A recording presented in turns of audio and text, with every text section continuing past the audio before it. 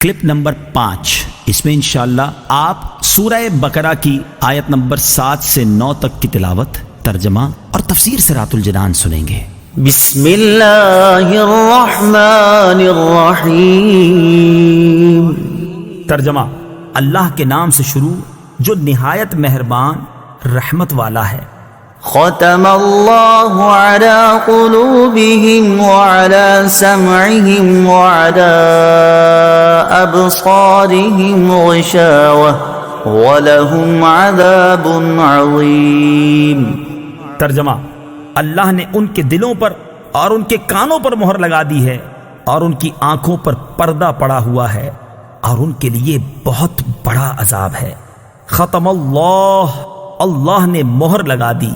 تفسیر صراط الجنان میں ہے، ارشاد فرمایا کہ ان کافروں کا ایمان سے محروم رہنے کا سبب یہ ہے کہ اللہ تعالیٰ نے ان کے دلوں اور کانوں پر مہر لگا دی ہے، جس کی بنا پر یہ حق سمجھ سکتے ہیں، نہ حق سن سکتے ہیں، اور نہ ہی اس سے نفع اٹھا سکتے ہیں، اور ان کی آنکھوں پر پردہ پڑا ہوا ہے، جس کی وجہ سے یہ اللہ تعالیٰ کی آیات اور اس کی وحدانیت کے دلائل دیکھ نہیں سکتے، اور ان کے لیے آخرت میں بہت بڑا عذاب ہے۔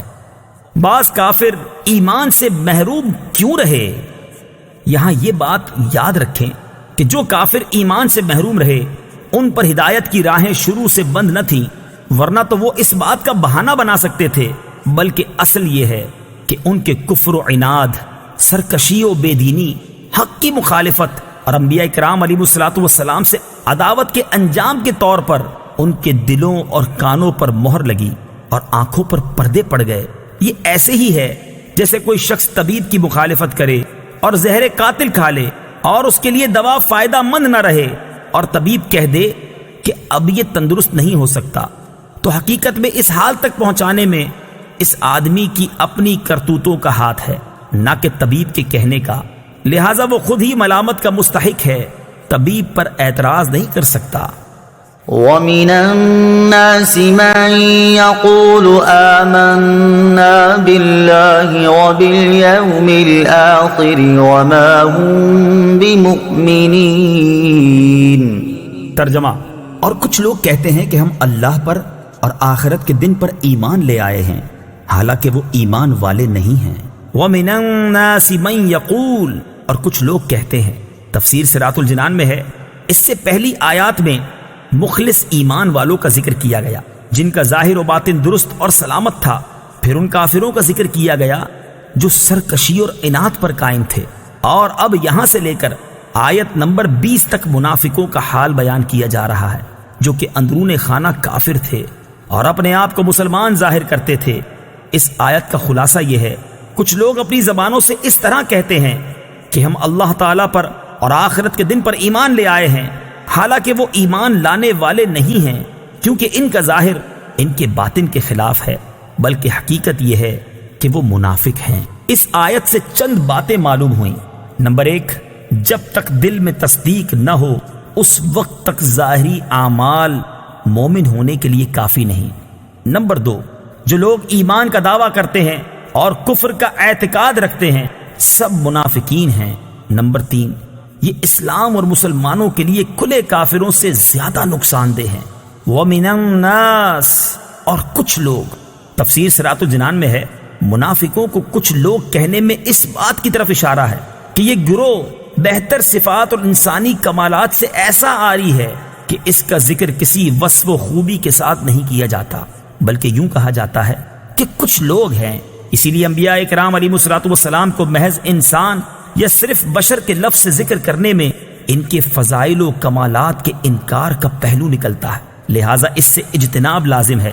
اگر آپ قرآن پاک مطالعہ کریں تو معلوم ہوگا کہ انبیاء کرام علیہ السلام کو صرف بشر کے لفظ سے ذکر کرنا کفار کا طریقہ ہے، جبکہ مسلمان انبیاء کرام علیہ السلام کا تذکرہ عظمت و شان سے کرتے ہیں۔